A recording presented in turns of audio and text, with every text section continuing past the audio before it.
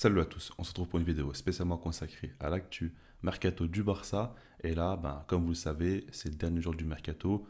Lors des dernières heures, il y avait pas mal d'informations qui sont tombées. Ça allait dans tous les sens. Et c'est donc officiel désormais. Joao Cancelo et Joao Félix sont tous deux des joueurs du FC Barcelone. Ça fait quand même longtemps qu'on attendait ça.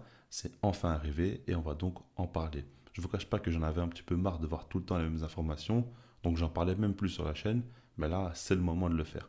Alors, par rapport à l'aspect économique, il y a quand même un gros point noir et un truc sur lequel je suis assez déçu, c'est le fait qu'on parle de deux prêts sans option d'achat.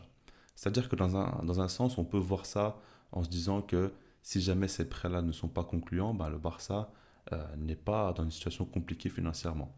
Mais dans l'autre sens, si jamais ces deux joueurs-là s'imposent dans l'effectif du Barça et font de belles choses, leur valeur marchande va augmenter et à ce moment-là, il va falloir payer la saison prochaine plus cher que prévu. Alors qu'on parlait par exemple d'une option d'achat fixée à 25 millions d'euros, il y avait un accord entre le Barça et City.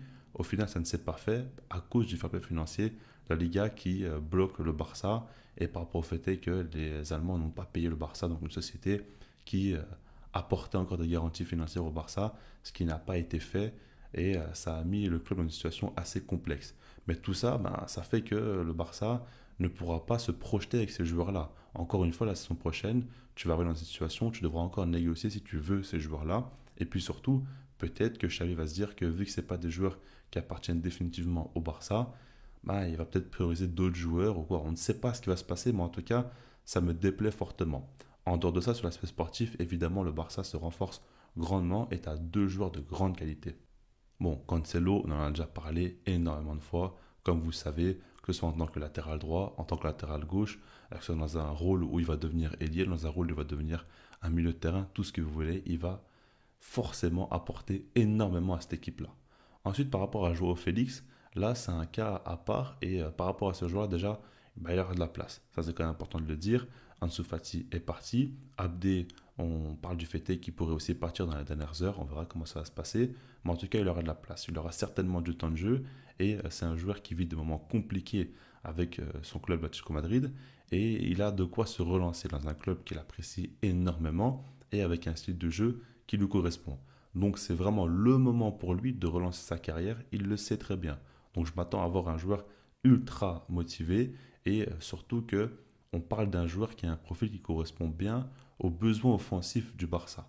Là c'est intéressant parce que tu peux te dire qu'il va s'infiltrer dans ce demi-espace gauche où il pourra être proche de Lewandowski. On peut imaginer quelque chose qui pourrait bien correspondre à Joao Félix, mettre mieux en lumière Lewandowski. Enfin, on peut imaginer plein de positifs. Et je pense que j'en ferai une vidéo où je vais être plus dans le détail. On va parler de vraiment son apport et qu'est-ce qu'il pourra apporter offensivement au Barça. Mais j'avoue que ça me plaît bien. Il y a quand même des choses sur lesquelles on peut vraiment se projeter et imaginer du positif.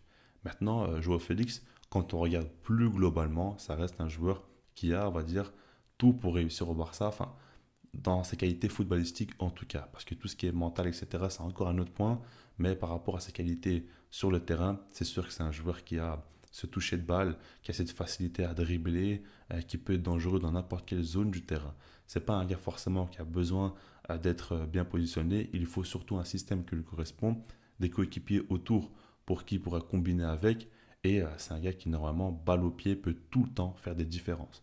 Surtout s'il est en confiance, surtout s'il est apprécié par le public, c'est un joueur comme ça qui a besoin un petit peu d'être mis en avant. Et puis si ses coéquipiers le comprennent bien, ce qui risque d'arriver au Barça.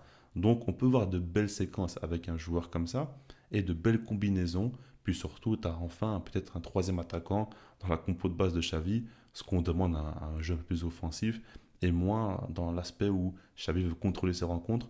C'est sûr qu'avec un joueur Félix, tu vas pas forcément contrôler le match, mais tu vas avoir plus de folie et plus de qualité dans les derniers mètres, ce qui manquait grandement à l'équipe. Maintenant, une chose est sûre, que vous soyez fan de Joao Félix ou non, là, on n'attend qu'une chose, c'est de le voir jouer. Parce qu'on sait qu'il va se passer des choses. On sait qu'il va tenter, peut-être qu'il va rater des dribbles, etc. Mais il y aura un petit peu de la folie au Barça, et ça, on n'en avait plus depuis un long moment. Donc c'est quand même très positif. Et puis surtout, il y a quand même pas mal de motifs d'espoir pour que ça puisse marcher avec les joueurs autour de lui, etc. Donc ça, on va suivre de près. Maintenant, en dehors Tout ça en dehors de Joao Cancelo, Félix.